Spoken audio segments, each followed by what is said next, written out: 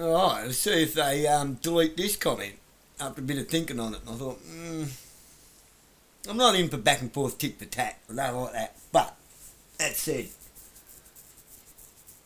I'm not going to have the newspaper that I pay a subscription to continuously keep deactivating my comments just because they don't agree with it when I've said nothing anywhere near as discriminatory or as insulting or character assassination like other people are getting away with. It's a bit rude, right? It's a bit fascist.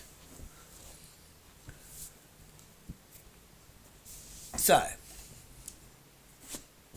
without further ado, thank you for deactivating my comment after 3 people liked it. Now, here's the meat and potatoes of it. It's no secret Trent and I don't see eye to eye on everything.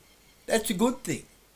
If everybody thought the same, we'd be automatons and we'd have nothing to talk about. You know, what Elon Musk's Neuralink connected to the Internet of all things will probably make us. But I digress. Not agreeing with everyone is how we get to the truth, and open discourse is how we create solutions. I will always defend everyone's right to free speech, without censorship, so long as it's respectful. Even if he shuts mine down, which he has. If I impeach on his right to speak, then that makes me a fascist dictator. And that is something I most definitely am not. Truthfully, I'm a democratic socialist. Hoo! Is that word? Where the efforts of the people are divided fairly to the people. We already have socialist institutions, libraries, public health, welfare, free education, etc. But the problem is, it has turned communistic by nature. The difference is, communist is power to the government, socialist is power to the people. The economics flows in the opposite direction, which eliminates corporate welfare tax havens and lobbyist power over government. Democratic socialism is still democracy. And it means when we are on a working system, we don't fix what's not broken so long as we have a recall election process to remove people who aren't honouring their oath of office to the people.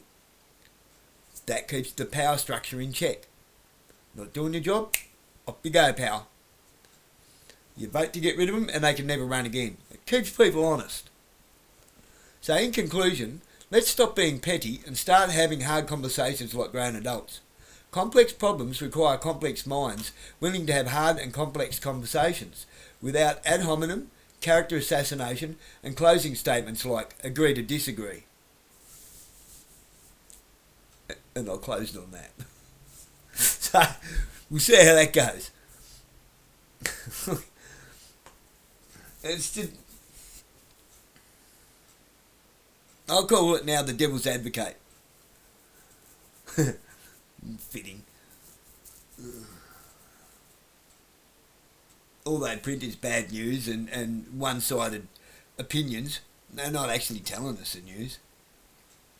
They tell us sad stories, bad stories, and they take people's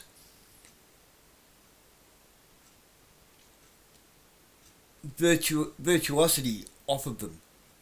They rob from you. When you do something out of the kindness of your heart, so this pissed them off when they wanted to write this big story about me collecting all these donations for the firefighters years ago, and I was actually pissed off about it. So I gave them a story that sort of like, what do we get from that? They looked at each other, what are we meant to do with this? What are you meant to do with it? Whatever the fuck you like, I don't care. I'm not here for you to sell your fucking newspaper. I'm not doing this because I want notoriety. Otherwise, because I told them they're not allowed to put name of my business in it. I didn't do it. I didn't do it for me. I did it because I wanted to do it. Because someone had to. I didn't hear many people saying thank you, basically. Well, turns out there was a lot of people who wanted to say thank you. So all I did was gave them a voice. I gave them an avenue. I was just logistics. So anyway, when you do something good out of the kindness of your heart because you want to do something good and somebody offers you something for it or they want to lift you up on a statue for it, they've stolen all that goodwill from you. They've taken it, gone. That's why I was pissed off with getting $300 for helping out at Summerfest. Did you know that? People get gift vouchers for that.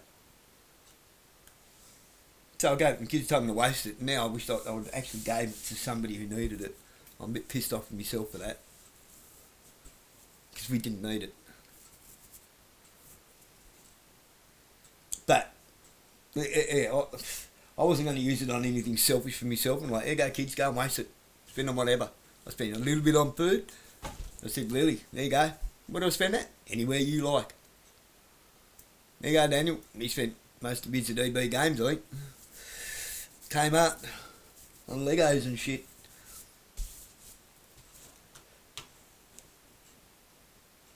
Because when you do something and you don't want anything in return and somebody gives you something, they've actually stolen what you gave to the universe. They've stolen the whole purpose for doing it. Now you've received something. You didn't do it to receive. You've turned a charity into a payment. A real charity, you know, a proper, where you gave. Right? So the newspaper does lots of that. I don't know if people are aware of that. When they're printing stories about you for doing good things, they're stealing that off you. They're actually stealing it off you and taking it for themselves. Because it sells their bloody papers. Ha! Nobody tells us the news anymore. We get opinions dressed up as news. They tell us the news and then they tell us how to think about it. They delete other people's opinions, their comments, if it doesn't go along with the agenda or with the narrative.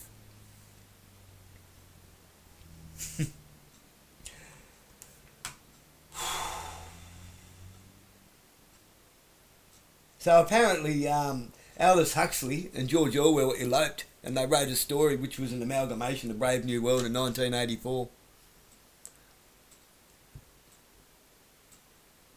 And the government is Animal Farm.